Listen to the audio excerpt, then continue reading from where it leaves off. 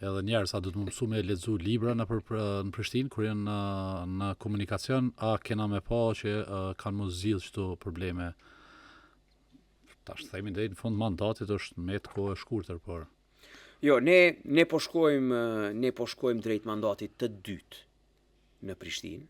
Dhe kur po them ne e kam fjalën domethënë LDK, përparimi, po shkojmë drejt mandatit dytë dhe një pjesë e këtyre problemeve normalisht që kanë me u zgjidh në mandatin ton të dytë.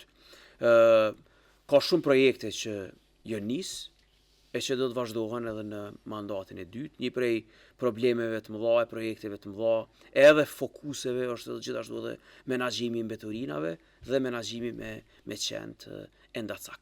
Në çdo anketë që ne kemi bërë me qytetarët e Prishtinës, e i kemi bërë këto anketa në mënyrë të vazhdueshme çdo 3 mujor, 3 problemet më të mëdha të Prishtinës na dalin tjenë: trafiku, menaxhimi i mbeturinave dhe menaxhimi me qend e ndacak. Problemi i 4 vjen pastaj ndriçimi publik. Me krejt këto probleme ne jemi duke u marrë paralelisht. Ja, Alban, kështu kur e sheq cilat janë problemet e qytetarëve që të janë kërkesa ose ankesa minimaleve. E vërtet është, por edhe buxheti i Prishtinës dhe ndihma ndaj kryeqytetit është minimale.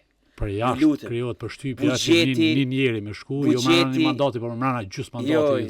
Jo, janë të vështira, janë komplekse, janë probleme komplekse dhe të vështira. Nuk zgjidhen as lehtë, por ne kemi bërë një progres të jashtëzakonshëm. Ju lutem, buxheti i Prishtinës është 120 milion euro dhe ato i ndom 3 pjesë. 1/3 shkon paga, 40 milion heqi, as mos i llogarit. Pastaj 80 milion tjera mbesin, 40 milion për investime kapitale, edhe 40 milion euro për mallra dhe shërbime, për shërbime ndaj kryeqyteti e ka një favor krahasuar me komunat të tjera, Alban, që ti e din që na nuk jena shtet që kena borxhin publik shumë të lartë, edhe që me kredi të buta mund më bë projekte jashtëzakonisht të mëdha. Por mos të harrojmë të theksu edhe një rregull tjetër, që kredit ndaj kryeqytetit duhet me i aprovu Ministria e Financave. E s'po i aprovon, ju lutem.